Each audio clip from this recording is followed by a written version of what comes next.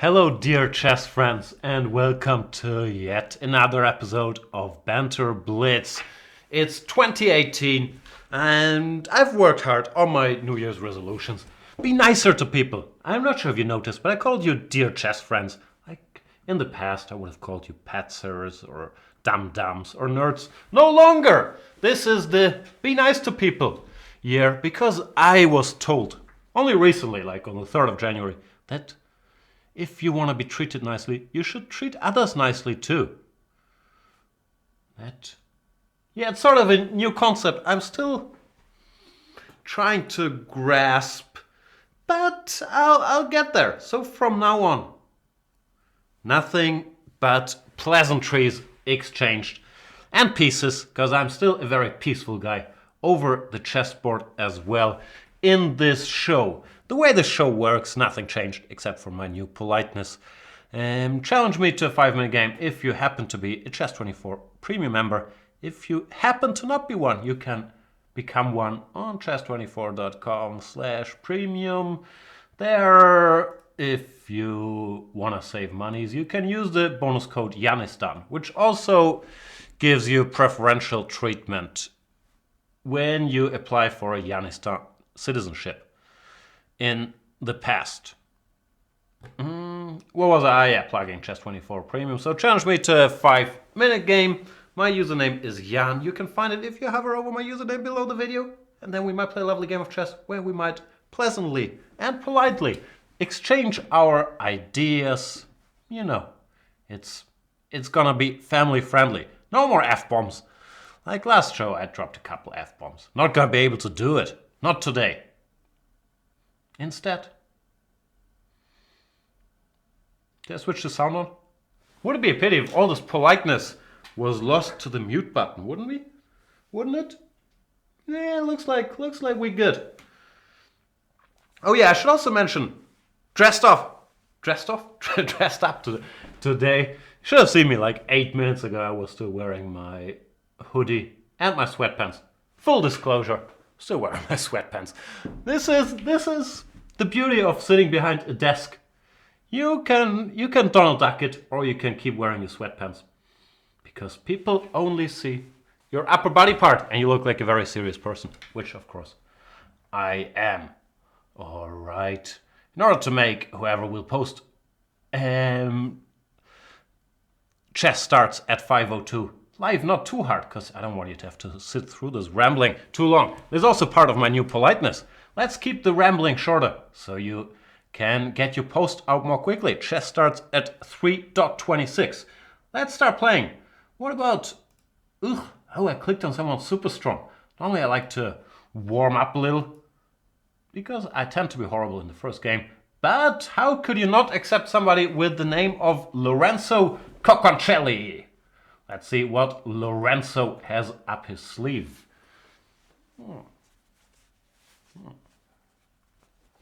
Knight f3, knight f6. So far, so good. This is a lovely game already, Lorenzo. I hope you're enjoying this as much as I do. And it's a great pleasure, not only to get to meet you, but also to have this friendly exchange of ideas that a game of chess represents to me. We are playing a very interesting chess variation, the so-called English four knights. And at this point, Black is at an interesting juncture. He can sacrifice a pawn with the move d6. He can take on d4. He can play queen to a5. Or he can play the slightly offbeat but interesting move, knight to g4, that I once faced in a tournament game played by Grandmaster Carsten Müller. And Lorenzo Cocconcelli does indeed go for the move d6. I recently checked this out, but I already forgot. My grammar has not improved in the new year. How to play, which is a great pity. King takes f1. Looks more logical than queen f1, no?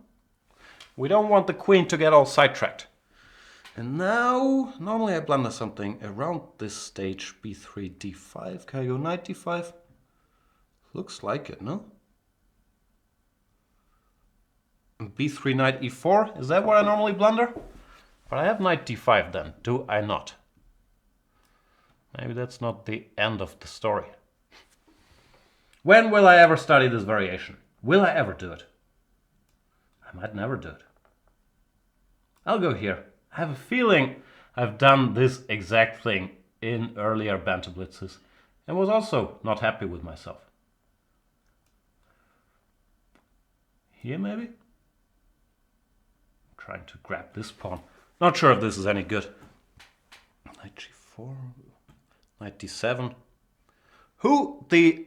I was gonna say who the F knows, but then I remembered my new policy. No curse words, not even like no effings or who the F or who the H knows. None of these shortcuts. Can I say who the heck knows? No, that sounds too much like who the hell knows, right? So what's the polite way to say this? See, that's where I struggle with not being a native speaker. I lack expressions that are not taught on television. By the television. In German, I would have more polite ways to say this. Now that's a lie. There's no polite way to say anything in German. I'm just kidding. But in English, it's very tough for me. What's going on here? I'm a pawn up. That's good. But he's kind of active. That's bad. E6. You want to go d5, my dear friend? I guess I should bring my bishop back home. David back home.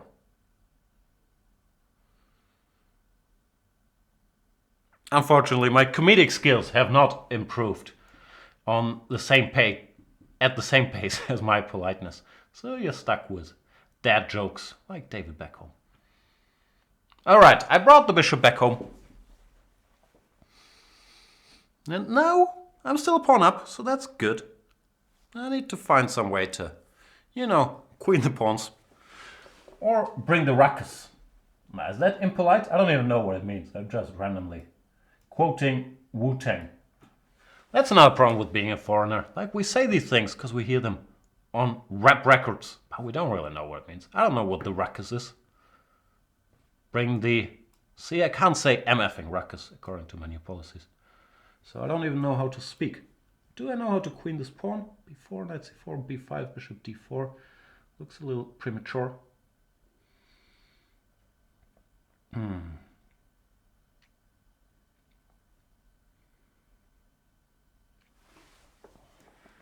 Maybe bring the a-pawn?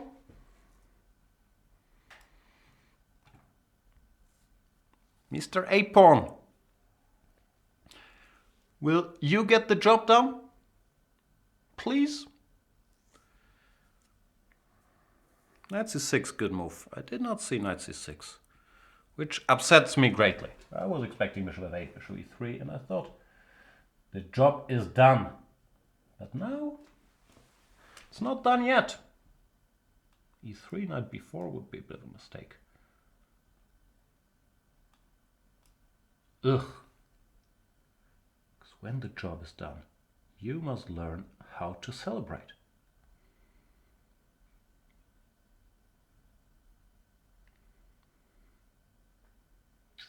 Yeah, this has not gone well. Or, not the end of the world, but not the way I intended things to go. What am I supposed to do? Sit around and wait for you? E3 is a weird move. Very unhappy with my knight b6 move. That was dumb.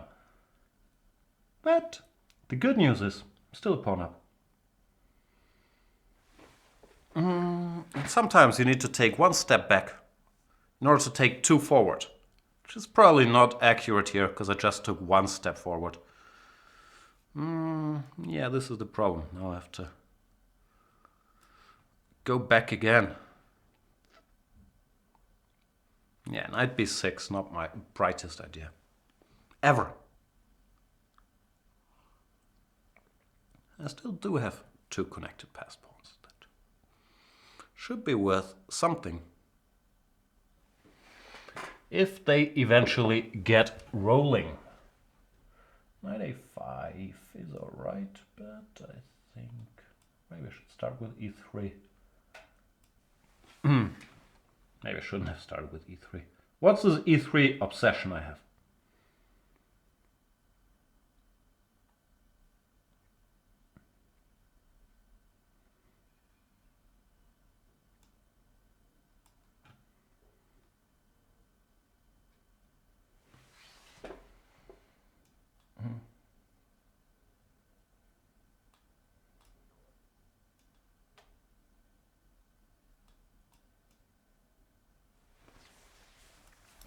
Also outrageously slow. So time to speed up. That's the one thing that I take pride in, that I can speed up at an opportune moment. Run! Run, my dear pieces. Can pieces run?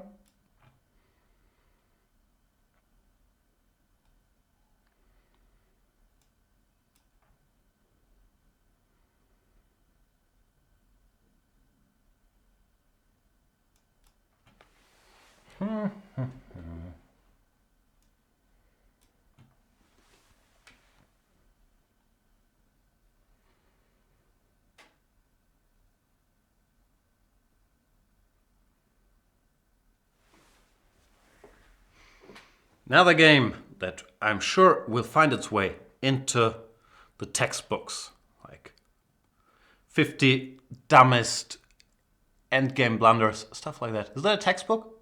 Someone should write that. But no, I'm still in control. Maybe that will be my resolution for 2019. Stop the fake self-deprecating stuff. But for 2018, you're gonna have to deal with politeness, but still self-deprecating. I don't think any human, or probably humans, but any me can change that quickly.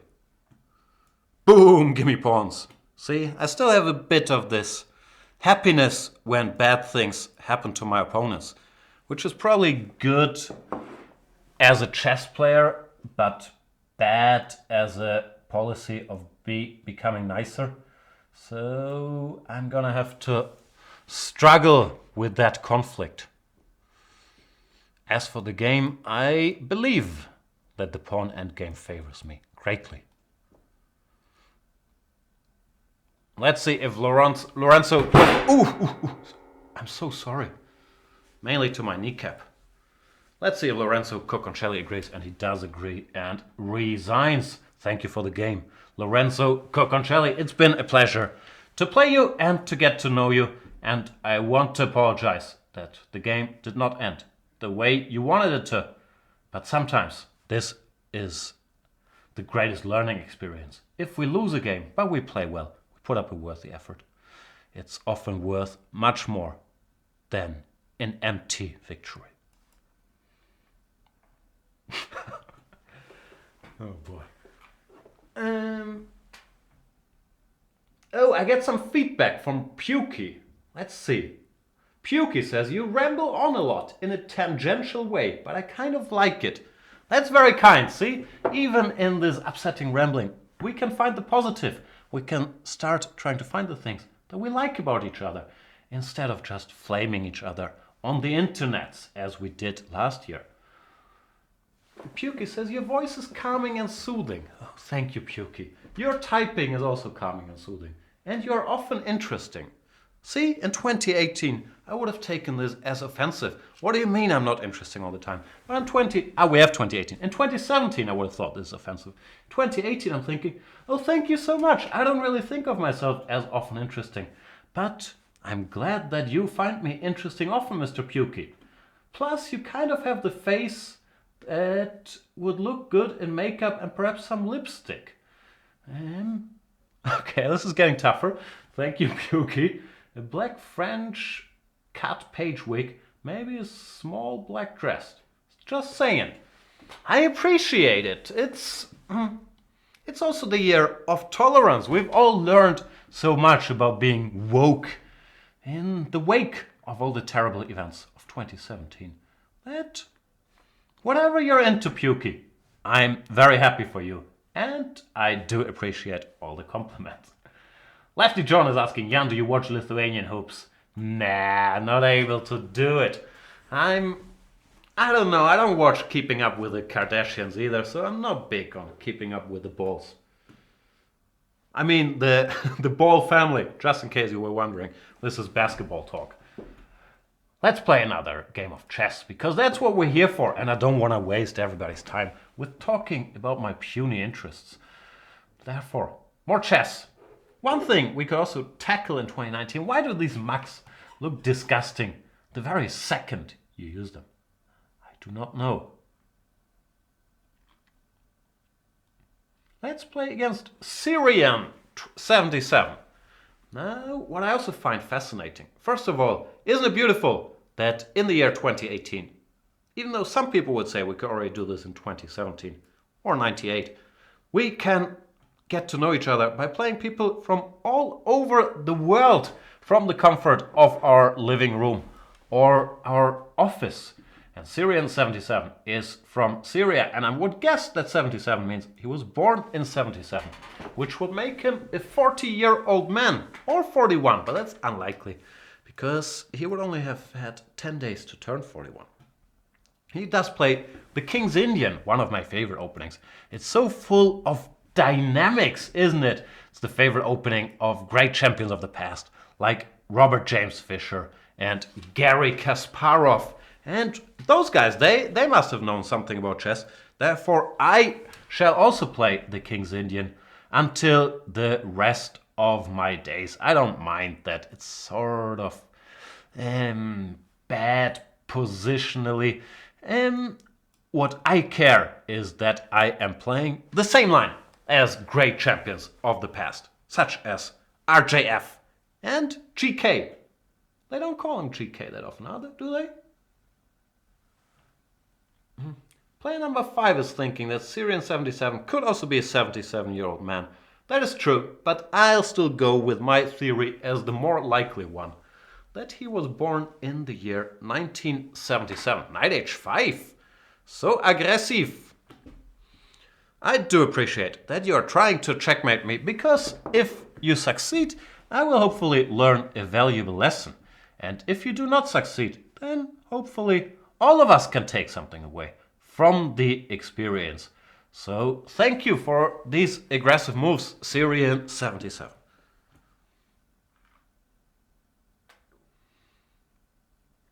Lefty John is leaving, off to a staff meeting. Is it staff or stuff? I've heard people call it staff meetings, but I find it disrespectful to use the word stuff for staff, because stuff is also non-human things that we chase in our empty search for material gains. We acquire a lot of stuff. So I find it strange that it could be the same word as the valuable colleagues of Lefty John.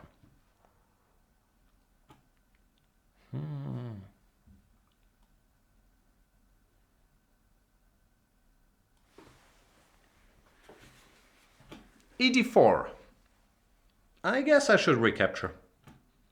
You could maybe make a case for bishop d4, but generally, since I have more space, I don't mind trying to keep as many pieces as possible on the board. c5 very risky, because it gives up the d5 square, so it's slightly flawed, I would say, positionally. However, there could be some concrete reasons for doing it, of course. And I have to figure out where I should put my knight. I guess here. Not sure how much I would do on b3. Knight e2. Seems a little passive. Now, black could take on c3 and then on e4. But that pawn is a little hot to handle, because he would have to give up his fianchetto bishop. And I don't think you should do that, because the dark squares around the black king would just become cripplingly weak. Bishop c3, queen c3, queen e4, bishop h6, rook somewhere, and then some move, rook e1. Doesn't look very healthy.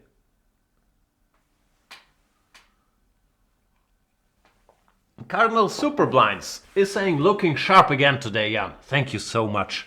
Cardinal Superblinds. But there's a but. Isn't there always a but? He says, but Dennis the Menace wants his tie back. I have to admit, even though I've worked hard on my cultural appropriation, that I'm not familiar with Dennis the Menace. So I'm sorry I don't get that reference. I will figure it out though. As for the but, I learned from Game of Thrones that everything that comes before the word but is, I was gonna say horse shit, but that is something I can no longer say because this is a family-friendly show in the year 2018. So, horse poo? That sounds weird. Anyway, the tie, I stole this tie, not literally, but from watching the movie School Ties, which is a good movie, teaches us, I think, valuable lessons about anti-Semitism and things like that. And all the kids are also wearing these ties. I'm not sure that sums up the movie well. Matt Damon also has a nude scene in it. Is that true? I think there's a nude shower fight between. Is this getting creepier? I don't want the show to be creepy. It's the polite year. Who is it between? Matt Damon and Brendan Fraser, maybe? It's a good movie. How old is that movie? I'm sure it has Ben Affleck and all kinds of people. School Ties. I've talked about School Ties on this very program before. I enjoy that movie. School Ties. 1992. Wow, dating myself here. Brendan Fraser, Matt Damon, Ben Affleck, Chris O'Donnell. Wow, Murderers Row. Cole Hauser, Randall Bettencoff. Never heard of him. Andrew Lowry and Anthony Rapp. See? Big cast. What's going on in this game? I took a pawn and I'm not planning to give it back. Apologies to Syrian77.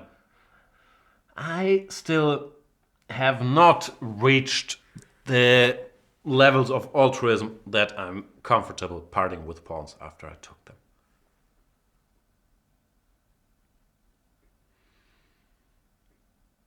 Autograph is telling us, hey, I have just passed my film exam. Congratulations, Autograph. If you did mean passed as in P-A-S-S-E-D. Even though passed as in P-A-S-T is a common spelling. I learned from Curb Your Enthusiasm that many people use the spelling passed on their, what's called gravestones? No, what's the word? On cemeteries, because it's cheaper to spell passed away with P-A-S-T instead of P-A-S-S-E-D. I'm not sure I'm making sense here. I'm answering Autograph, who said, hey, I've just passed my film exam, but he spelled passed, P-A-S-T. I'm wondering if it's on purpose, because it's faster. Anyway, congratulations, that was my point, not to belittle your spelling. Would be nice to celebrating results by a game against Jan today. Oh, so this is a thinly veiled way to ask for a game. I don't know, this is where I'm wrestling with my own values, because my values are, everybody wants to play games we should not favor. Are those values? My rules. I have strict rules for the Banter Blitz. We should not favor the ones that are asking for them. But Autograph, he just passed his film exam. I don't know how to value those things. David4997 is asking, Jan, what do you think about Alpha Zero? David, I have great news for you. There's a whole video series where I talk about the games of Alpha Zero. And I have a lovely conversation with the great Peter Svidler about what we think about Alpha Zero. My problem is I don't really have opinions about anything. So I'm not a great conversationalist. Because it's like, don't care. Can I make a dumb joke about it? That's where my mind goes. I don't really have strong feelings about these things. So I sort of try to steal Peter's, who had more outspoken opinions and also knew more about the topic. But yeah, check out that video series. I analyzed 6 of the beautiful, beautiful games. And then we had this filler video where we talk about AI and nonsense. I haven't even seen that AI movie. We are playing against Cat Ulf Andersson. What's the cat stand for? I've played Ulf Andersson, probably I play one tournament game, quick draw, which I think, maybe more than one? I don't know. I only recall the one, which I think is nothing to be proud about, but those were the days. Maybe it was just me. And I played a lot of bullet games against Ulf Andersson in the old days as Berta, that was his username. He was a good player, but he was very slow, so I always won on time. But I do think that Cat Ulf Andersson, even though it has a picture of Ulf Andersson, is probably not the man himself. Even though I don't know what the cat stands for.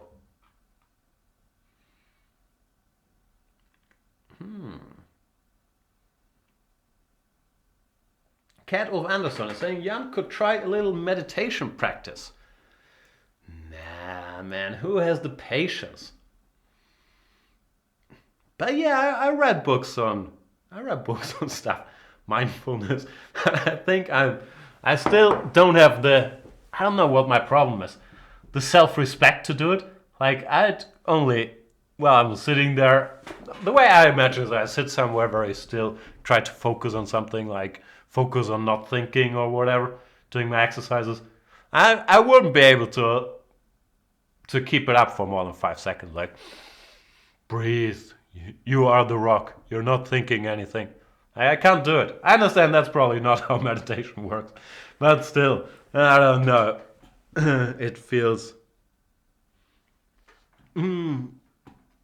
odd. Then again, one day I might become enlightened. Do all these things.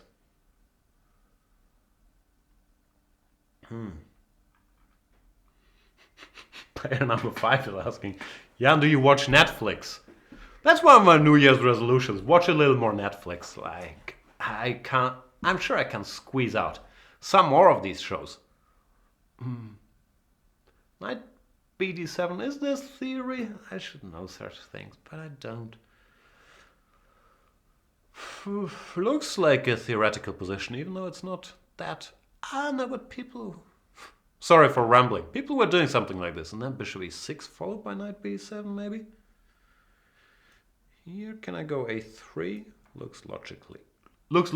I understand that's wrong grammatically, but it rhymes. And if something rhymes, it can't be too bad, can it? My point is, after queen a5, I want to go rook c1. Well, bishop takes c5, now his pieces look slightly misplaced. For the structure, you don't want the knight on d7, it would much rather be on c6. And I can just develop knight f3, bishop d3 or bishop e2, castle. And I should have a very pleasant position, which is lovely.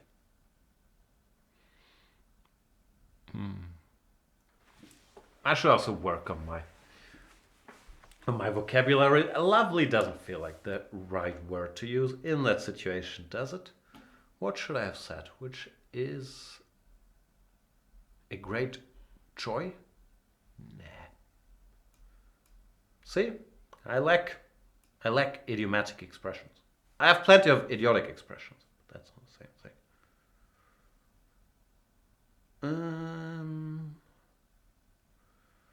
So far so good.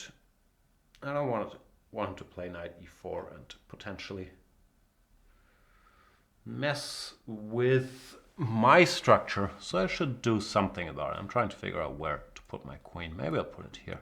Slightly odd square to choose, but queen a4 was also a bit odd, encouraging him to go knight c5 with tempo. So f5 it is. After g6 I'll go queen a3, maybe put it here.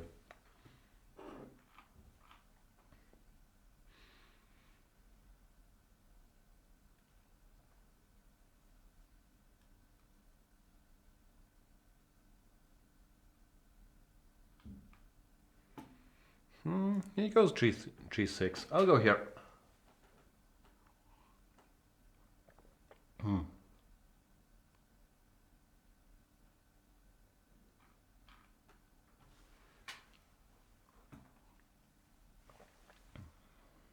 I'm reading the chat, that's why I'm staring that direction, trying to keep up. Fradady is asking, have you seen Ozark, Jan?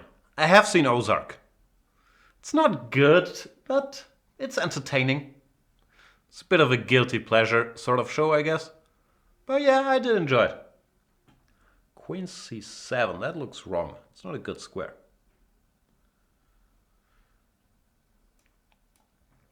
Before we do anything too crazy, let's first go rook c1, introducing some knight d5 themes. So he probably has to go queen b8, or maybe best would be to go back to d8, but that's a hard thing to do.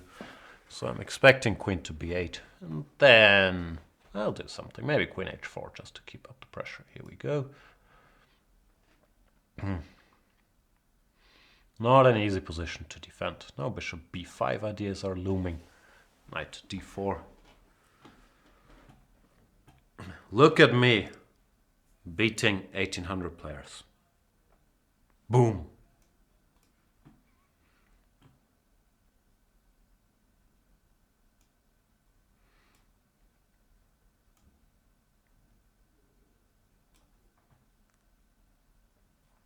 This seems to work because rook c1, there's knight takes e7. Zwischenschach, as we say in German. Well, if he goes knight takes d5, rook c6 wins. Therefore, yeah, Cat Ulf Andersson, he's in a bit of trouble.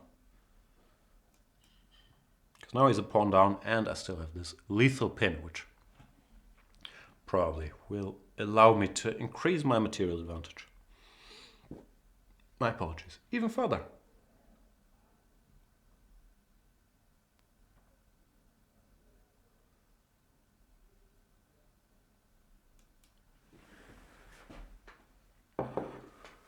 There's some discussion about the Chess24 commentary, or not commentary, of Tata Steel Chess. My best guess, and yeah, it stands a bit less late for best guesses, but I think there will be Chess24 Spanish commentary by our Spanish friends. Then in English, I believe, I'm not sure if this has been worked out, but I believe we'll embed the official commentary, which sadly I'm not a part of. And I will try to do a bit of German commentary if I can find a co-host. So we'll probably do the last couple days in German. Until then, I'll be entertaining myself with highlight videos and stuff like that. We'll see if we can make anything else happen, but I believe that's the plan for now. Peter Svidler is playing. Would have loved to do commentary on the thing with Svidler, but he's playing, therefore that's not an option. And we'll root for him. Peter Svidler now on the top 10. To see him in Weichensee will be great fun. Cat Ulf Andersson resigns here because this position is very thankless. Thank you for the game though, Mr. Cat Ulf. What does the cat stand for? Cadet? Cadet? I don't know. Let's play somebody new.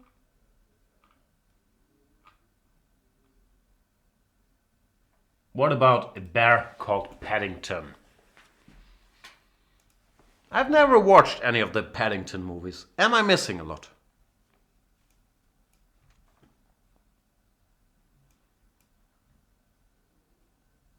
Not another King's Indian, please. Okay, I should play something else. What can I do? For pawn attack? Girdle for pawn attack.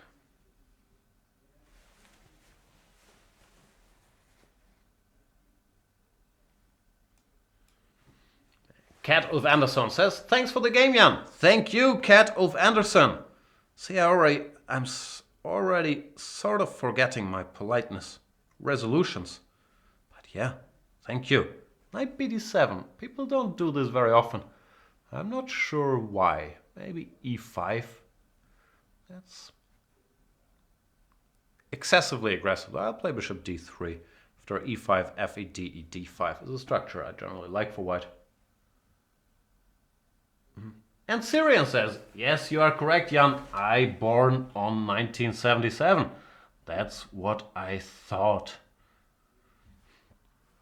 Thanks for confirming, Syrian. Rook e8 is asking for e5. If you ask too nicely, then I will no longer be able to turn you down in your desire to face the move e4, e5.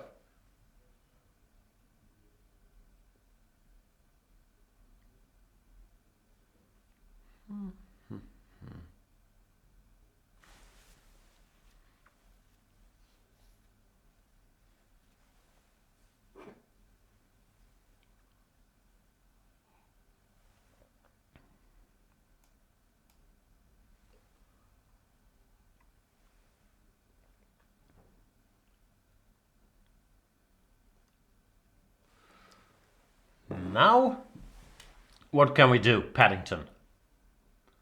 I guess castle before I start any further action. e6 was tempting, fe knight g5, but I didn't look to win instantly yet in castles, especially with f7 being weak. Seems like a very tempting thing to do. c5 is, of course, the right way to try to drum up some counterplay, but it could be too little too late.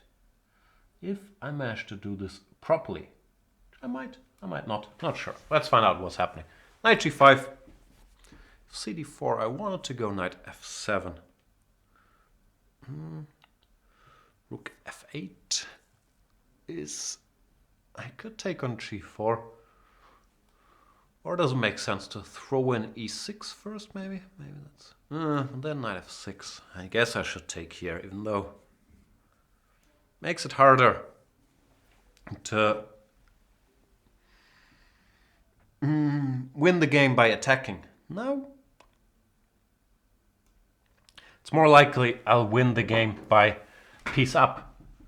Which is good, because I'm in a very peaceful mode in the year 2018, as you might have noticed. And part of that peace of mind is having extra pieces.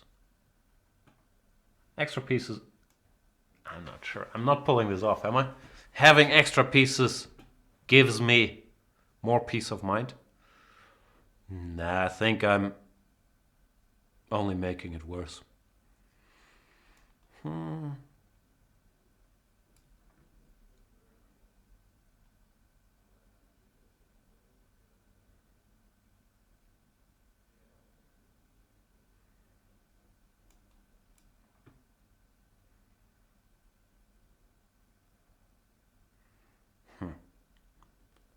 I'm also not sure if not talking at all is really in the spirit of Banter Blitz.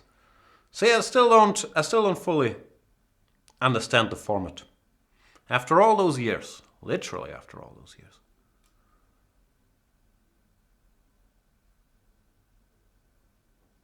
Bear called Paddington started playing very well ever since he lost that piece. Maybe he's one of those guys who needs the odds stacked against him before he can reach his full potential.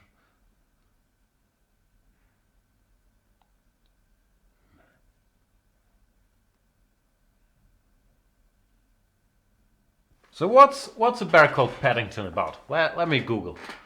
Let's educate ourselves. I'm guessing it's about a bear. Is it a Winnie the Pooh sort of situation, that he's a bit of an idiot and he has human friends that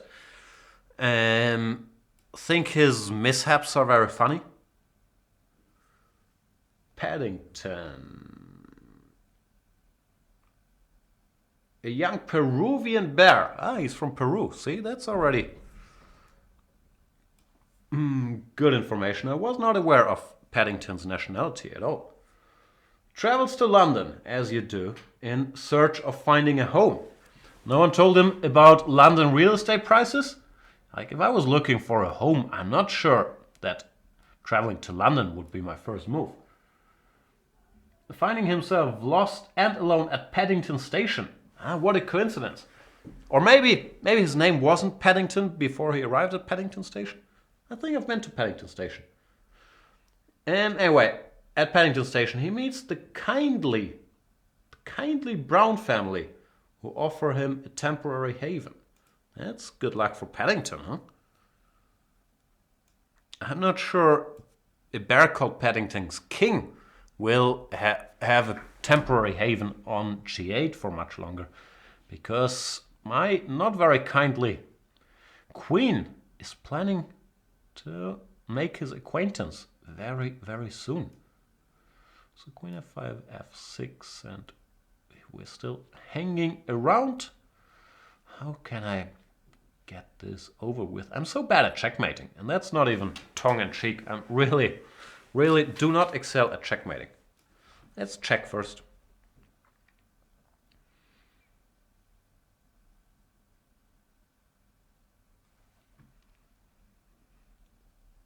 Well, that's the whole description. I was looking for more Paddington info.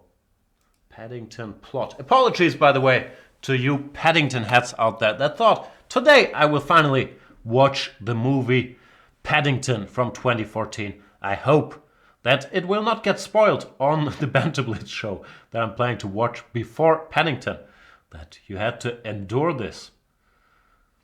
I wish I knew what to do here. This is, I'm sure I'm missing like mate in 2, but queen f5, rook e8, I couldn't see it.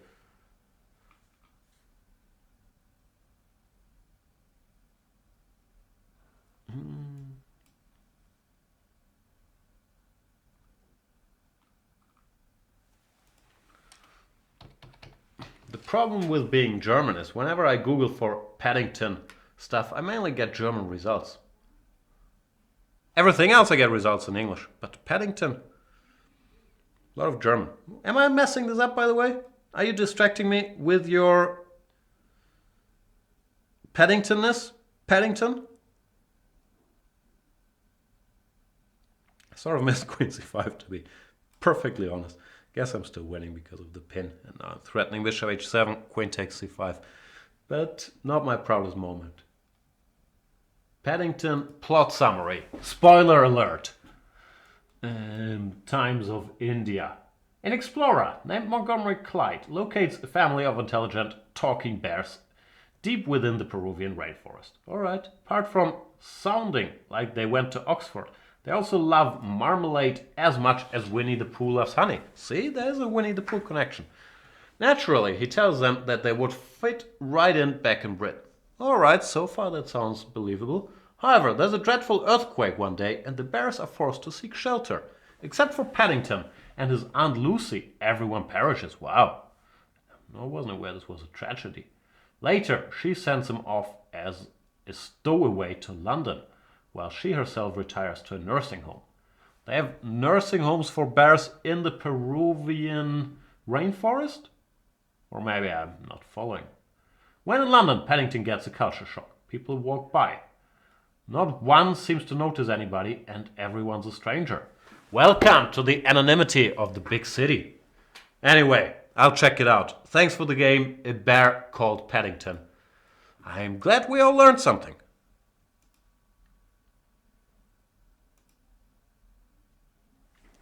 Ambitious Pawn is saying, Dear Jan, I saw the German series Dark. Not bad. I didn't like it. I also saw it. But my problem might be that I am German and I found that it reinforces all the German stereotypes. There's no humor. Like, none of the characters ever laughs or says anything funny. And yeah, it's very meticulously planned with the time travel and it has internal logic, blah, blah, blah. So it's organized and all that. But I found, like, yeah, that it does...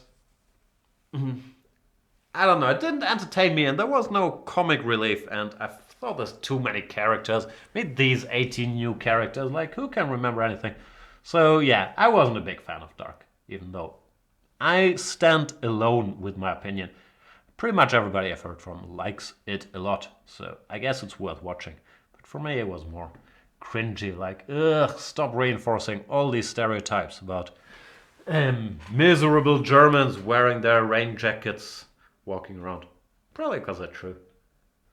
Anyway, people do enjoy that show, Dark, on Netflix.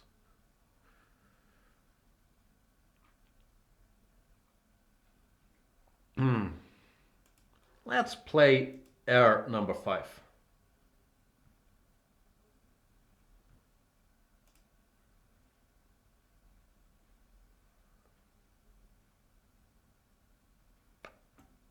Might not be there. Here we are. E4, C5. What can I do? Oh, the so-called, what is this called? Rossolimo? I wish I was a chess historian and I could tell you guys why the Rossolimo is called Rossolimo. My best guess is it's named after the great explorer Rossolimo, who invented not only this opening, but also lemonade, which in German we call limo. But I could be wrong. I'm hardly ever wrong, as we know. But in this case, I did not check my sources carefully. And in this day and age of untrustworthy information out there, we normally need multiple sources. In this case, I'm the only source and I just made it up. Therefore, I won't blame you if you don't believe me on my Rossolimo. Queen e2 looks wrong to me because now I can take, and if you recapture, you might be in for a rude awakening on a1. Therefore, you have to go bishop b2. After d6, something has gone very wrong, has it not, player number 5? Knight f4 immediately or not? Nothing particularly wrong with it. Queen e8 is also tempting. Yeah, I think I'll go for this first to eventually bring my queen over to this side of the board as well.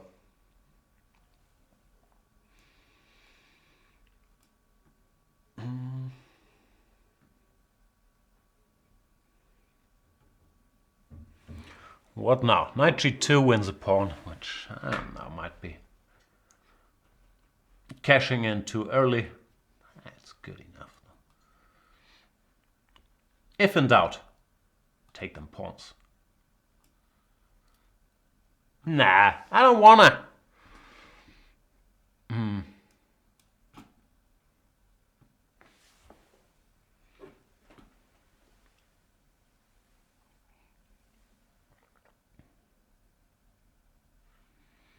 And I'm being told Rossolimo was one of the GMs at Manhattan Chess Club in the 50s when Fischer first started going there. I find it very hard to believe he was a GM. Is that true? I don't believe you. I'm also being told that he did not invent lemonade. That I find even harder to believe. Who else would have invented lemonade if not Rossolimo? I'll take here just for fun. Not really necessary, but should be good enough. Which might be the new tagline of Banter Blitz. Not really necessary, but should be good enough. Not sure if that's gonna stick. Rook f3 or Rook f3, Queen e2. Am I getting myself in trouble? No, not really. I still have e4. Should I need it?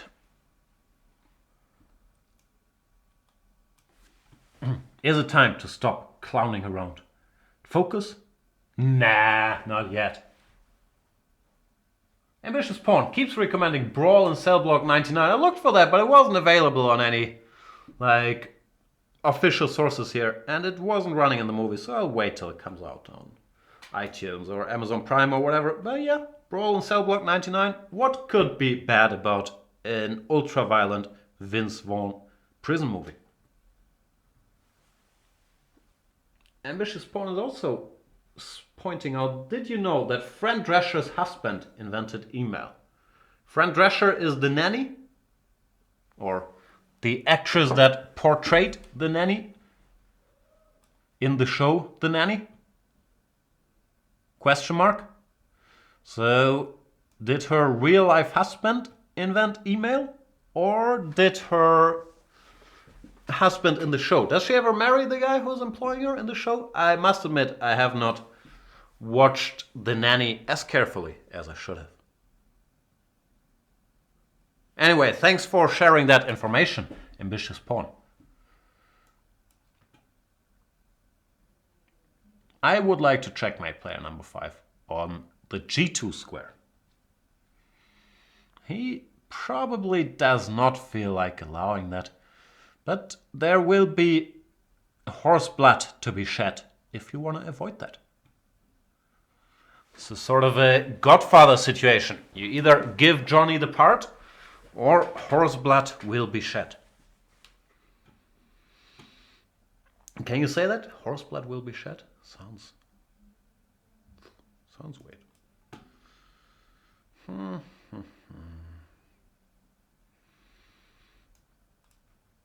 Back to square 3.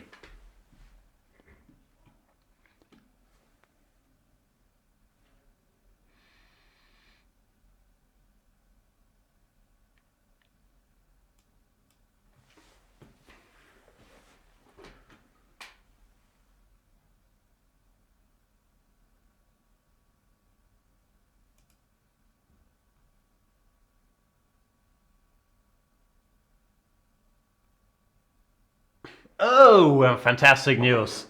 First of all, Pukey, I read what you're saying. Thank you. I was kidding earlier. The problem is if you have to say you're kidding, you normally weren't funny. So apologies for not being funny earlier. And the fantastic news is that Pramod NVS is back. And because people were starting to miss him. I thought maybe my policy of not constantly being mean to Pramod might have chased him away, because he needs a good old-fashioned ribbing once in a while, which is hard for my new, very polite self in 2018 to make fun of him. But I feel like I am doing him a service, because clearly he almost abandoned us when he was not made fun of. Therefore, it's great to have Pramod back, and it's great to be able to help him out by, making fun of his views, his recommendations, things like that. We all know this is to help him, even though it's tough for me to do. I shall. Pramod MVS is saying, guys, did you watch the DC trailer on how to suit up? Weird that they released a trailer on that. I have no idea what he's talking about. Me personally, I did not need a DC trailer on how to suit up. I've watched a lot of How I Met Your Mother, so I'm a bit of a self-taught expert. Self-taught is not true, right? If I learned from How I Met Your Mother on how to suit up. But now that Pramod has recommended it, I will of course make sure to seek out everything that I can find about how to suit up, because then I will have to watch it and give it a horrible review just to confirm that Pramod was wrong yet again. It's a lot of work I put into bullying Pramod, but it's worth it because it keeps him happy. We are also still talking about the Rossolimo, the man who invented both 3 bishop b5 and lemonade, as we've confirmed by now. I read something on Rossolimo being a driver cap. Not a cab driver, but he was the actual cab. That sounds much tougher than driving a cab, due to money issues. He did mean cab driver, okay, that's less tough. By the way, I heard Uber drivers making very decent money in New York City these days. I also heard, listened to a podcast, which I enjoy greatly, what's called The Dollop. It's an American history / comedy podcast, and I think it's excellent. They covered the founder of Uber. Sounded like maybe not such a nice guy. Oscar Shares is asking, Jan, why are you mean to Pramod? I just explained why. It's very hard for me to be mean to anybody, especially my new polite persona. But it keeps Pramod happy. It's reverse psychology. He needs it in order to come back. And since we all enjoy his company so much, want to come back, I have to, even though it makes myself cringe, I have to be as mean to him as I possibly can in order to keep him around, if you understand.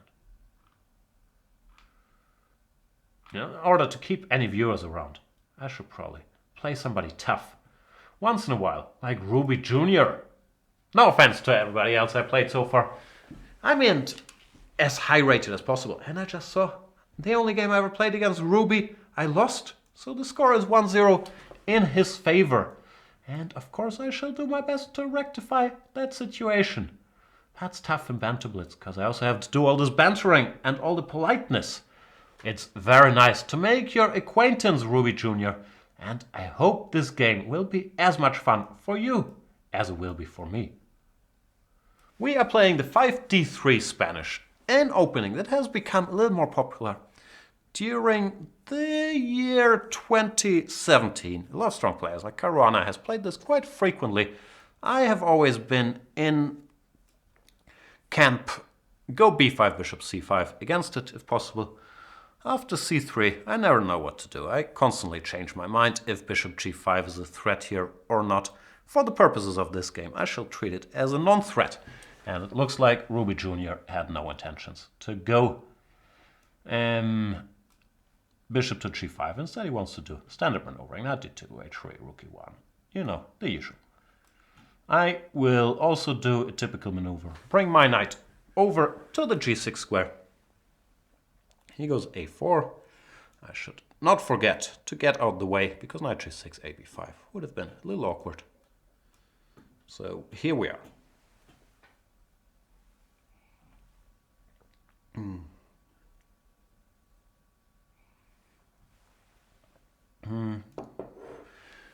d4, I'll go here. I guess this was part of the plan.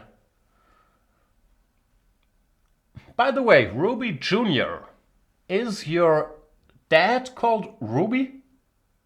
Or is this a reference I don't understand? Because I'm eager to learn. Can I go knight f4? Probably a bit premature.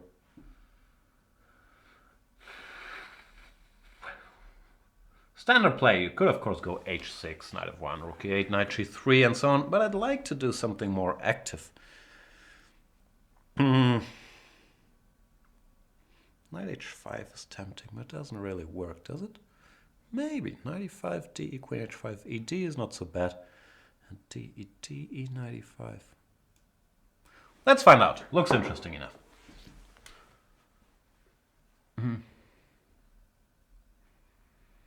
Not sure if I voiced my train of thought very clearly there. I'm also not sure if it's any good, but it did look interesting. If 95, I can go DE and take on D4, and at least the position gets messy quite quickly. And if DE5, I also had some plan, which I forgot by now. So he goes knight f1, fair enough.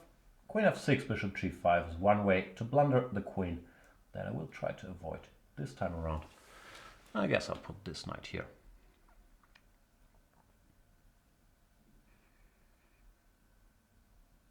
Now the typical tactic here is knight g3, queen f6, knight h5, knight takes h5, bishop to g5.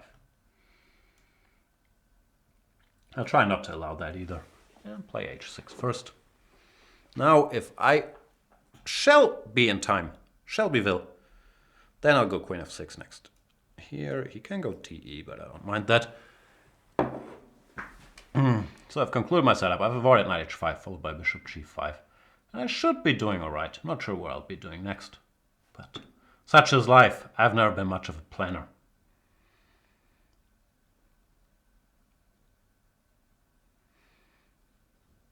Knight h4 maybe. Maybe not.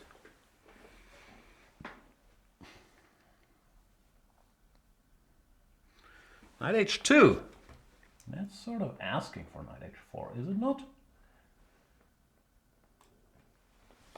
Looks like it is. Asking some questions to our dear friend, the g2 pawn. Not sure if he can go knight h5, but I was hoping that I could ask some more questions like queen g6 and things could get murky.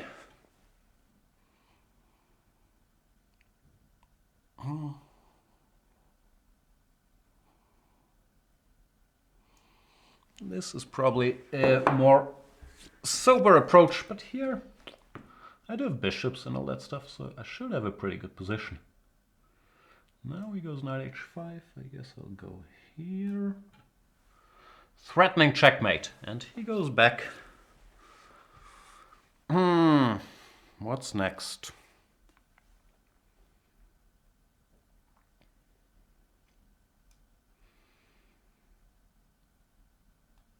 Maybe just do nothing for half a move. See what Ruby Jr. is up to. He can't take on e5 because of queen g3. Knight f3 I can take on d4. He does take on e5, which I thought was impossible because of queen g3. I do still think that. Yep, and Ruby Jr. does resign, winning by pinning. Queen g2 coming. Thanks for the game, Ruby Jr., and thanks for the kindness of allowing me to win a game of chess. It is appreciated, and I believe it will make all of us much closer friends in the year 2018.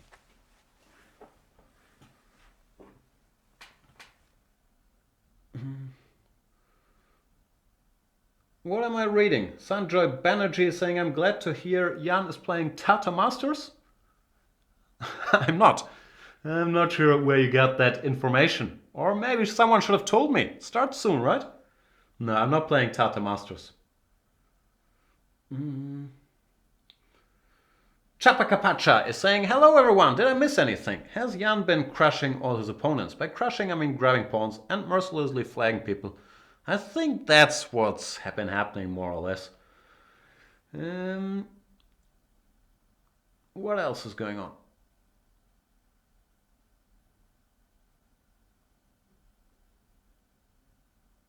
Maybe there's some confusion because Peter is playing in Tata Steel. And people were pointing that out. I'm not playing anywhere. Don't you guys worry. Or don't you guys hope. Or I don't know. I will play Bundesliga, German Cup, Thailand Open. Then again, if you have a tournament, especially in February, I won't be that busy in February. After that, I'll have a crazy busy stretch with the candidates, hopefully. The Grenke Chess Classic. And then the Thailand Open. But in February, I'm not that busy. So if you have any activities, chess-related activities for me, tournament I could play in, simuls I could give, lectures, all kinds of nonsense, let me know. February, I feel like I want to go somewhere warm, escape a bit of the Hamburg weather, the Hamburg winter. I need to escape like twice to make it through it from November till February. So let me know. I'll be very polite. It's 2018. Let's play another game of chess. Another friendly game.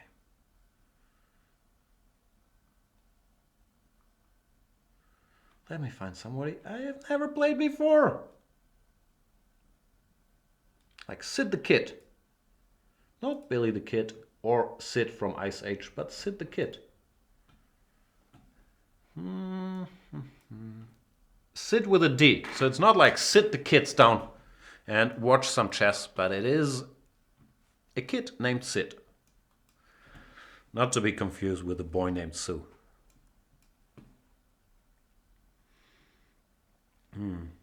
Floris the 12th is asking, Jan, how hot is your coffee on a scale from 1 to 10? It's 0-ish, I would guess. Let's try. Yeah, it's not that hot. I got a nice hot coffee this morning. I was at the hairdresser. I had a productive morning, brought my daughter to kindergarten. Then I went to the hairdresser, had a lovely chat with my hairdresser, who's like a 75-year-old man. We were talking about our experiences going to Norway. I told him I normally go to Norway and then I do nothing and eat a lot for a week and watch Netflix. And he says he goes to Norway and he goes hiking and he goes fishing in the fjords and he walks like these mountains and sleeps in cabins. So I felt we had very similar experiences and we really connected over that conversation. Then I went to the gym, sort of mailed it in. I'm doing this, functional whatever nonsense where I run around and do my 10 exercises 3 times in a row. And I wasn't really trying very hard to throw it around. 6 push-ups, okay, I'm done for the day. So it was that kind of day, but still reasonably productive. What was I talking about? I can't remember. I had some reason to start talking about this.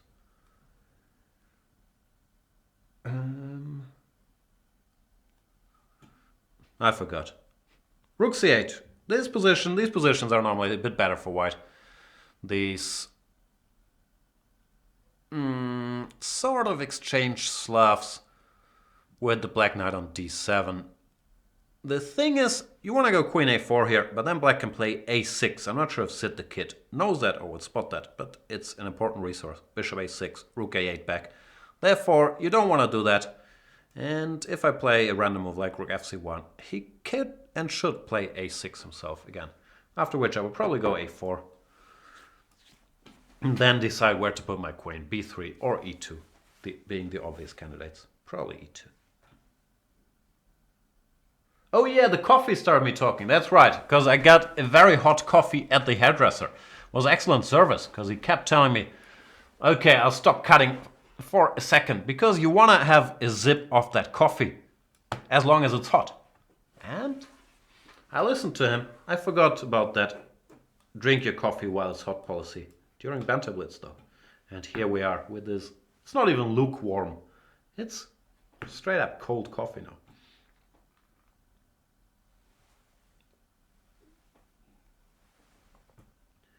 Rook e8 looks a little passive, doesn't it, Sid the Kid? Should have gone for knight e4. Try to get some counterplay going.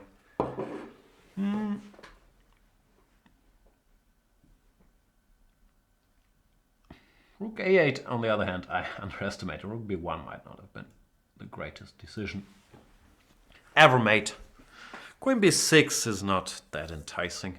I don't know what enticing means, but it feels correct. So I guess I'll try to regroup. Sid the Kid does insist. Who can blame him? Rook a1, b5 is not ideal. Okay, guess I gotta take.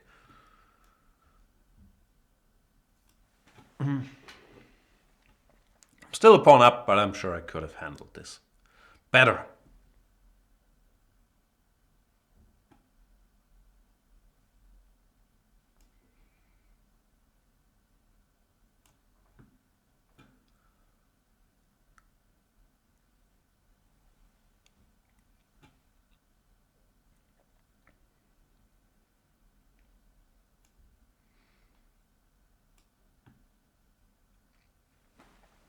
Sid the Kid started playing extremely well now.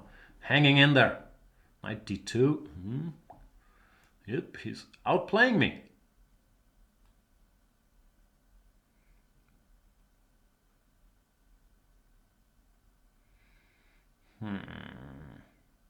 Rook b4, rook a1. It's not that fun anymore. Oh boy. See, I still have the old boy, even in the new year. No,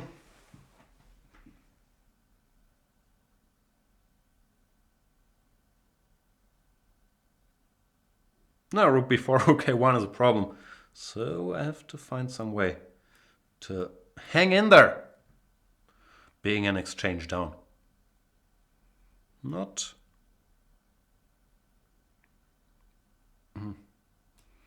my proudest game. Then again, I say this every game, don't I? When will I ever play my proudest game? Do you see 97 check Sid? The problem is you can go king f8, but I'm not sure if you saw that. I'll do it just to scare him, see what happens. But yeah, he spots it instantly. Sid all of a sudden operating at a whole different level. Bishop d6, bishop e7, can I take that? King takes, do I have any follow-up? I should make sure my swindling attempts work here. Don't really see it, so I'll go here, trying to scare him.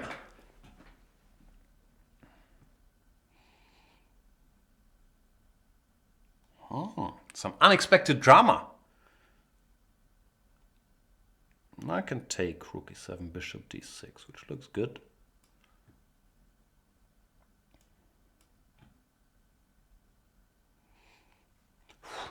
End of unexpected drama. But yeah, scared me there, Sid.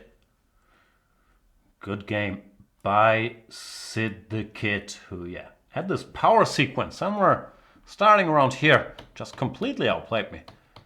And here I realized to my horror that rook b4 or whatever, rook a1, I'm in serious trouble.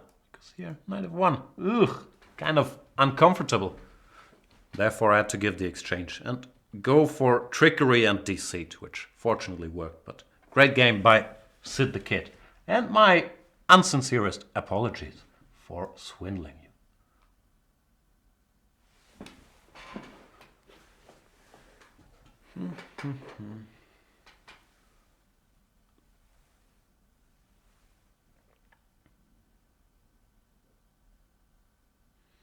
Pramod NVS is fascinated with AlphaZero. Who would have thought? That's a topic for you, Pramod, to sink your teeth into, isn't it? I'm Jan. AlphaZero was playing 1e5 against 1e4, and its own preference was to play 1d4, but was ready to play against the French defense. See, AlphaZero and me, we think alike. e4, e5, go d4, knight f3, don't play e4, don't play the French after learning a bit. There you go. Let's play another game of chess.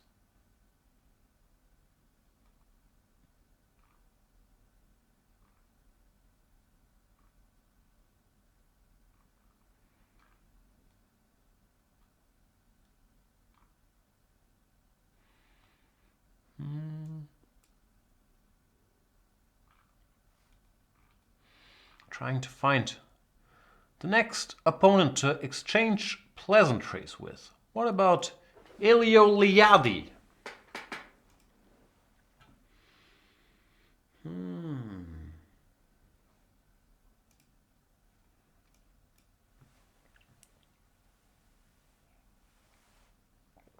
I shall play the move 1d4, because that's a pretty good move, as we just established by talking to Pramod.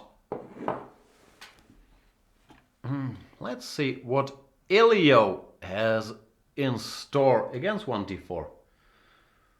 Looks like nothing much. Carnicero is saying AlphaZero is just a slightly improved Jan. How dare you? I did the same thing. I played against myself for 4 hours, and we're only seeing the effects in 2018, because I did this in the 4 hours on the 31st of December. I thought at 8 p.m, okay, to make it to midnight, Let's play 4 hours of chess against myself. Was a bit awkward because we were having this party with like other couples and babies and stuff. So I was sitting there playing chess against myself. But I felt it was worth it because I read somewhere that AlphaZero, he learned playing chess by playing 4 hours against himself. So this is the results in the year. Are we playing this line again? We played this line earlier today, didn't we? The year 2018. This is my AlphaZero year.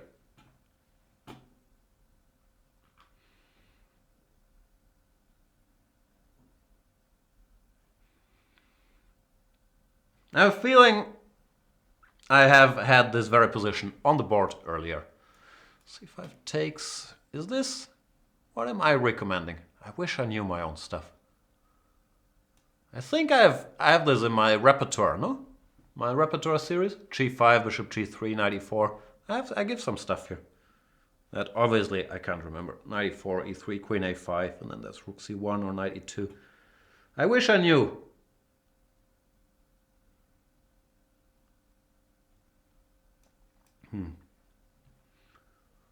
Pramod NVS is saying, when I saw at AlphaZero's games, I thought it's proving Jan's openings right and Tal's genius as well. Yeah, that's an association many people have. Like, they like to put me and Tal in the same sentence. But to stop being facetious. I also thought of Tal. I thought, okay, maybe this guy Tal maybe was up to something. Maybe he wasn't just bluffing people. Maybe he understood that initiative is a good thing. Speaking of Tal, Rook C1 is sort of a pawn sacrifice. Queen A2, right? Is this the line? Ugh, I wish I knew stuff. Or I kind of know stuff, but I can never remember the details. And this, my blend of half remembering things is often worse than actually remembering things. Here in Knight E2. Looks like Elio booked up till the very eyeballs, my dear boy. How can I compete with this amount of preparation, dedication, motivation, annihilation, alienation? I don't know any more words ending with Asian.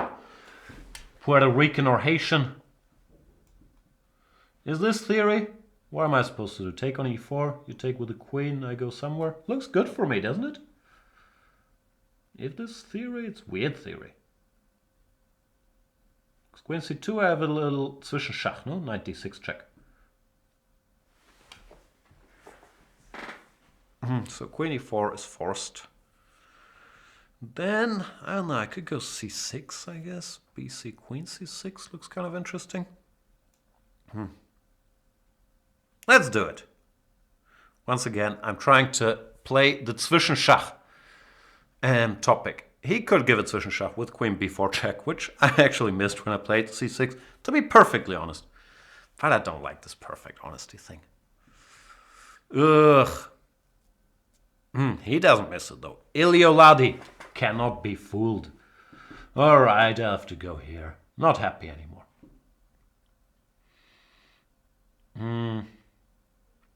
Can I go here? Looks a little out there. But I'll try. What's the worst thing that could happen? I could get checkmated by Ilioladi, but that would make him happy. And if it makes him happy, it would make me happy too. Because this is 2018. It is the year where I shall be nicer to others. And if being checkmated by recklessly walking my king up the board, if that's what it takes, that's what I'll be doing.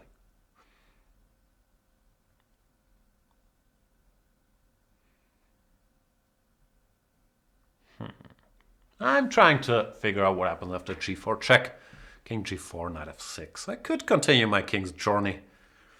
But yeah, BC is possibly a more sober solution. He can still go G4 check now. King G4, Queen E2 check. And we'll see what happens. But once again, this is a more sober approach. Give me that pawn though. Like many things have changed in the new year. Not everything. Pawns are still to be grabbed and not to be given lightly. Pawns are meant to be taken. I don't know what rules you live by. Maybe you even live by sayings like rules are meant to be broken. I'm fine with that. But the one rule that I live by is pawns are meant to be taken. Now and always. F6, good move, avoiding me checkmating him, which is upsetting. Where do I want my pieces?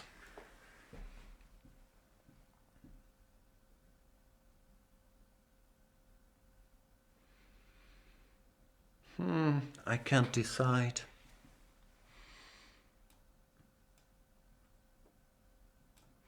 Not the greatest maneuver mankind has ever seen, I would guess. But then again, it could very well be the greatest maneuver mankind has ever seen. If mankind has not been looking a lot at other maneuvers, that is a distinct possibility. Sorry for not making sense then again. You should be used to it by now. What's the pawn count? I am a pawn up, right?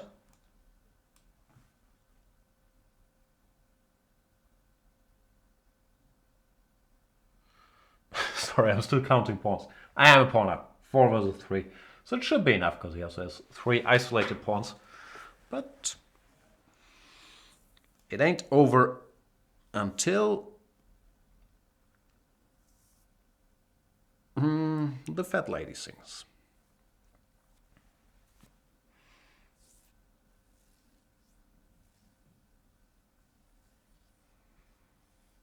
B4 might also not have been ideal because king e6 and it's not obvious how to proceed.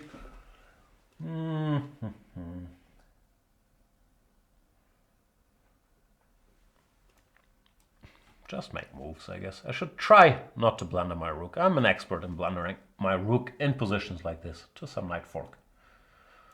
But I will try not to.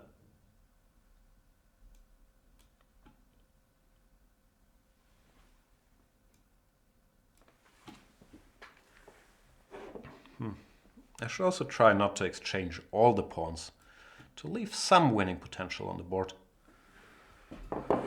But, you know, there is no try. Do or do not. That's what the little green dude said in Star Wars, right? What's his name? I'm teasing. I know he's called Yoda.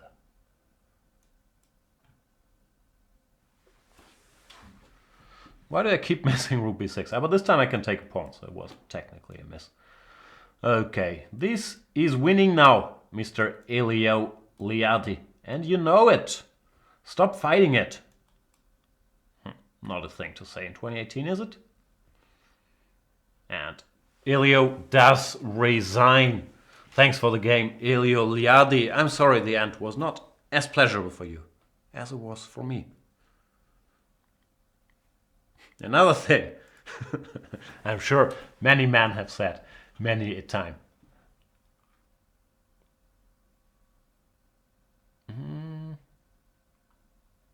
What are we talking about?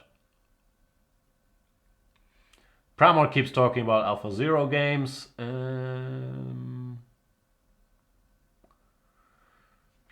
Chapakapacha says, think positively, Jan. This is a short king walk. Oh, I'm all positivity today, haven't you noticed?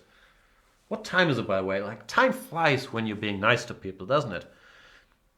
We can play 2 more lovely games of chess. Then get the F out of here. Oh, I said I wasn't going to say that anymore.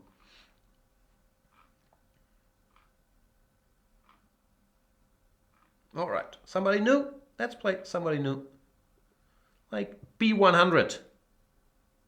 Never played B100 in my life. I know what this new voice is. I think I'm trying to sound like Paul F. Tompkins. I've listened to a lot of Paul F. Tompkins recently. Mainly on Comedy Bang Bang, but I have also been rewatching. No, not rewatching. I've been watching season 4 of BoJack Horseman, where Paul F. Tompkins, as of course we all know, because we don't have lives, does voice the beloved character Mr. Peanut Butter. Celebrities, what do they know? Do they know things? Let's find out. That's not season 4, but it's still deeply ingrained in my head. That's Mr. Peanut Butter's talk show. Or it's a game show more than a talk show. This is a theoretical position. I recently had this in Bundesliga, CD, bishop b4, bishop d2. I did not manage to win that game. I was very upset.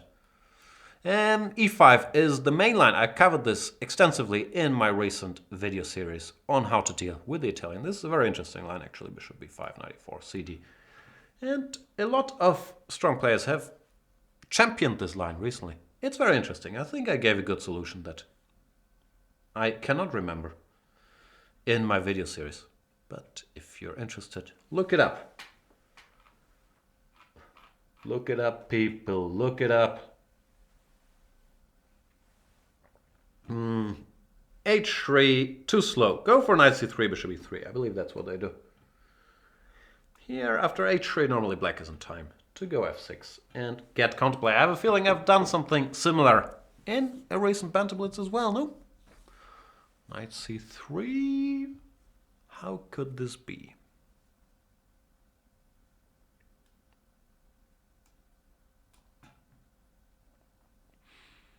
Probably was more circumspect.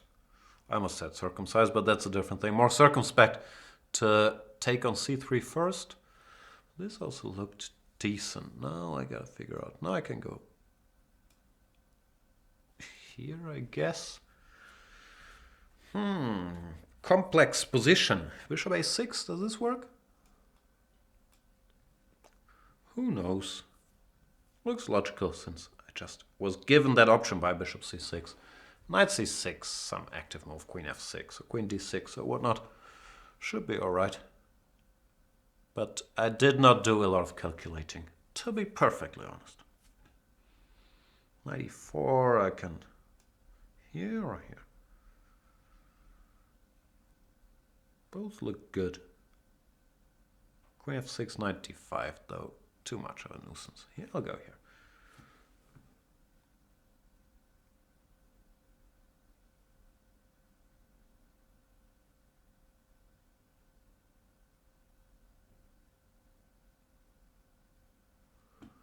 Knight d5 anyway. It's a typical tactical theme. You can't take any of the knights because of knight e7. But I can take other stuff. And I will. I guess I should threaten to take one of these guys by getting my king out of harm's way. Rook f2 is also there. So there's already more than one way to roam.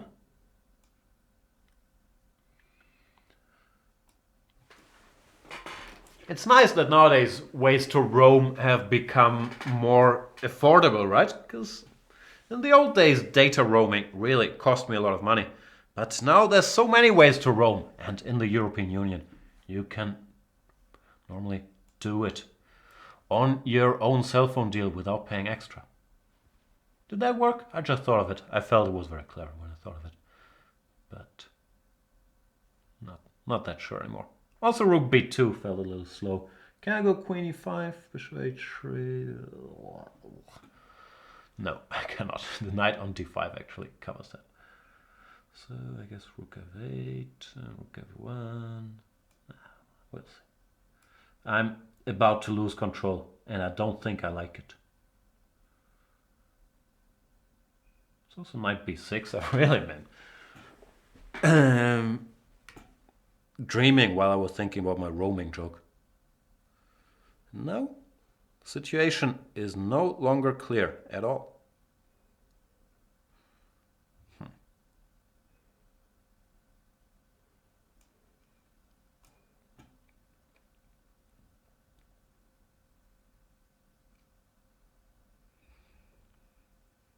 This has not gone well. Knight f6, rook f6, knight f7, g f6, also knight f7. I might just be lost. That's too bad.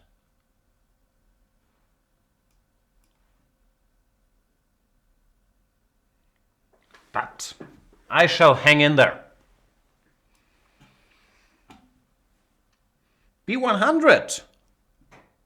What is B100? Is that one of those Star Wars robots? Are you like a BB-8, but instead a 100 version of it? Why are you so strong? What's going on here? Tell me more about you, B100. Just game over, huh? I'll throw in a little spite check.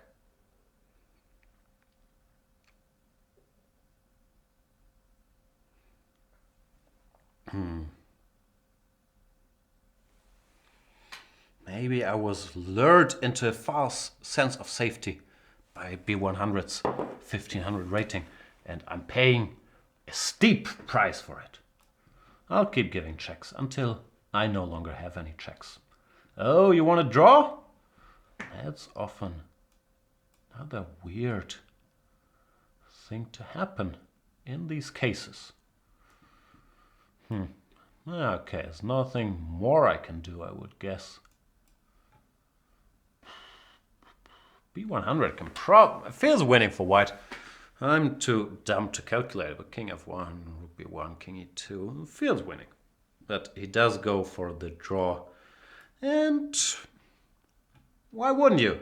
Congratulations to B100. It was a pleasure to play this very interesting game of chess against you. And congratulations for making the draw in spite of only having half my rating. See, that was very polite, wasn't it? It might not have been heartfelt, but a big part of politeness is that we're not saying what we really feel. It's about being nice to others and respecting their feelings, not expressing ours. Or am I getting that wrong? I feel I have some politeness lessons still to learn. Let's play one last polite game. And then continue going about our days.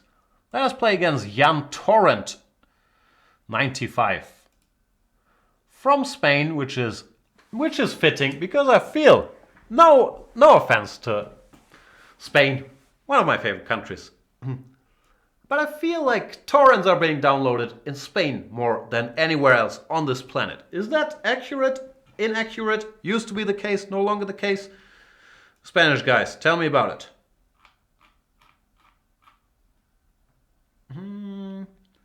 D3. This position, pardon my disposition. That's a good thing about not being able to say the TH. You can make, well, not even jokes, references to disposition after having just said this position. I said this position would be much harder. Knight a5 or bishop b4 are both legit main lines here. Knight a5 has the advantage that traps the bishop. Bishop b4 has the advantage that you develop sort of speedily. I believe both equalize. It's more a matter of taste. Knight f3 they play very rarely here. I guess because knight c4 and then bishop b4 could maybe be a little awkward to meet. Typically after knight a5 they play knight e2 or queen f3.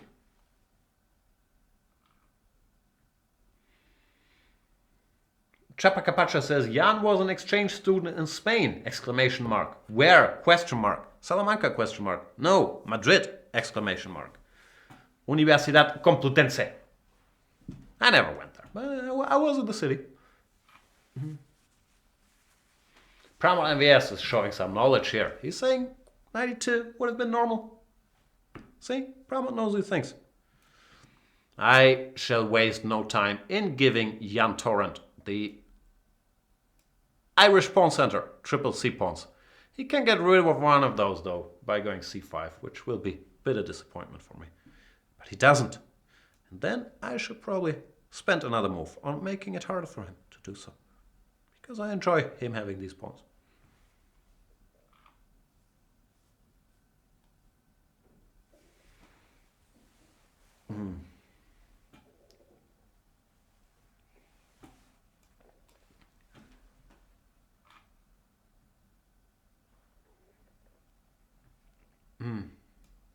He goes a4. Nah, let's keep the a-pawns too.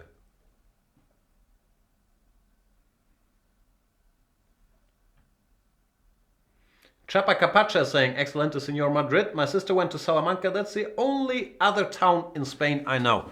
So you're telling me you've never heard of Barcelona, for example? Or do you think Barcelona is in Catalonia? That's not Spain. If you are Team Catalonia Independencia, I apologize. Otherwise, I find it hard to believe you would not have heard of any other towns in Spain. Barcelona is pretty well known.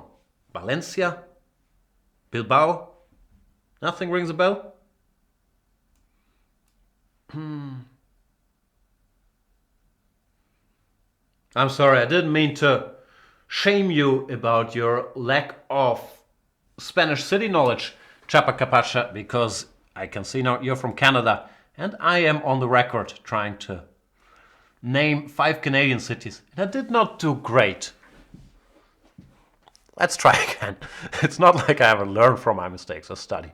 So there's Montreal, I know that one. I do know London, because that's where Justin Bieber is born. I know Edmonton, I'm never sure if it's in Canada or in Australia, but normally I say it's in Canada, and normally I'm right. So we'll put it on the list as well. Then I know Ottawa. I know Vancouver. They used to have a basketball team, the Vancouver Grizzlies, that later on moved to Memphis. They're still called Memphis Grizzlies, even though they don't really have Grizzlies in Memphis, as far as I know. I know Toronto, mainly because he used to have this mayor that was famous, or allegedly, having a liking for crack. And also because you have a basketball team. And also because, see, I know a lot about Toronto facts, or hearsay, because a lot of movies are being filmed in Toronto. If you want to make it look not like New York, but you don't want to spend the money on getting the rights for New York, it's in Toronto. Is that the end of my list of Canadian cities? But I named a lot already, right? Yeah, I think we're reaching the limits of my Canadian city prowess. But I feel like I did a good job. Don't you agree? Chapacapacha. Chapacapacha is pointing out it's like the LA Lakers, who are from Minnesota, where they do have lakes. But not in Los Angeles. I know, right? I don't know what to do here. I have sort of a good position because he has all these pawns. I don't know what to do. Let's play the greediest move. Probably a bad move because it gives him the chance to play knight f6 and yeah, I don't know. That's sort of the end of that thought. I missed knight f6, gf, rook g4 to be perfectly honest. So now I have to go. Oh boy, I'm really struggling now. I had to go here and hope for the best. When all of a sudden I'm in exchange down for questionable compensation instead of being winning positionally. What a difference a move makes, huh? That's the problem with chess. Like, the price of one move can be so high. In tennis, you mess up a couple times, no biggie. In chess, you mess up once, ugh, very hard to come back. Don't checkmate me, Jan Torrent 95.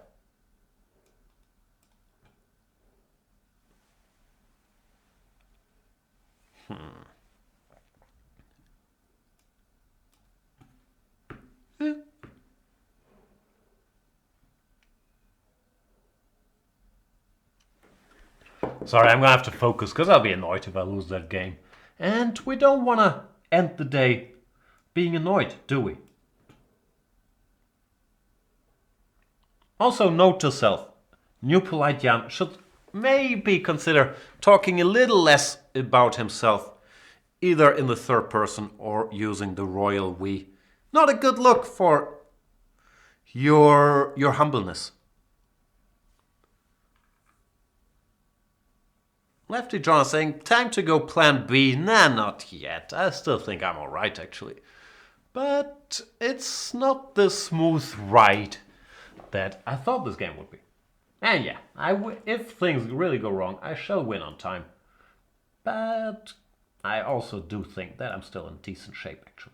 Because he still has all these funny looking pawns. I should make sure not to blunder any queen h6s or rook g7s. But I don't think I am just yet.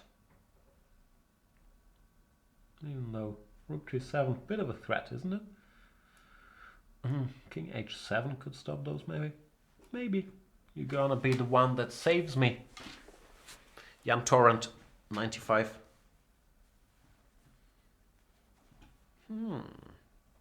I like to have torrent in your username though, it's sort of brazen. Yep, I enjoy downloading stuff. Rook h4, will you checkmate me? a3, rook h6, not a threat, rook g7, not a threat, rook g5 maybe, but then I can already create more distractions with Mr. A-pawn. Like I could just keep going, no? Run, A-pawn!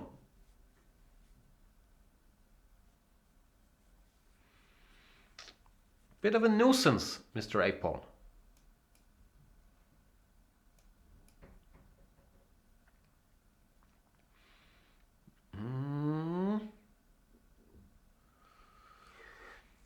See, the douchebag move to play here would be queen g1 or queen h1. But classy friendly Jan, not gonna do that. He's gonna play f6 and almost blunder a perpetual, but then win on time, that very moment. Thank you so much for the game, Jan Torrent, and congratulations on this lovely combination you played after my sort of horrible move, bishop a4, knight f6, which brought me on the verge of disaster.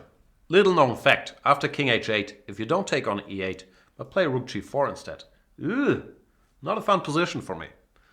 So, yeah, apologies for swindling my way out of it. I am very, very sorry, and I am very, very pleased that all of you could join me for this lovely lunch break if you're in Europe, lovely early morning if you're in the US, and lovely something else, probably primetime viewing if you're in Australia. I don't know, I should study time zones a bit more. It's been a great pleasure to have your company on this very day. I hope to see you soon, either during our Vike coverage. As I say, I probably won't be doing much commentary in English, even though I'd love to. But I'll be doing something in German, doing some highlight videos. We'll have more Banter Blitzes coming up. And hopefully some more surprises coming soon. Thank you guys for watching. Sorry for the yelling. Apologies if I hurt any of your feelings, because Jan 2018, trying not to hurt any feelings. I'm already quite good at never saying anything controversial, because I don't really have opinions on stuff. But I'm not so good at not being an a-hole in personal interactions, because that's where my mind goes first. It goes to punchlines at the expense of other people. And in 2018, all of that will change. It will be nothing but pleasantries, except for Pramod NVS, because Pramod, he needs a little bullying, or he gets too full of himself. He says, bye, dinner here. So it's late in India. So Pramod will enjoy a lovely dinner. Then he will go to some obscure corner of the internet, probably some 4chan chat room, and read more about AlphaZero and artificial intelligence. Thank you guys for... Yeah, I thanked you enough. Let's get out of here. Later.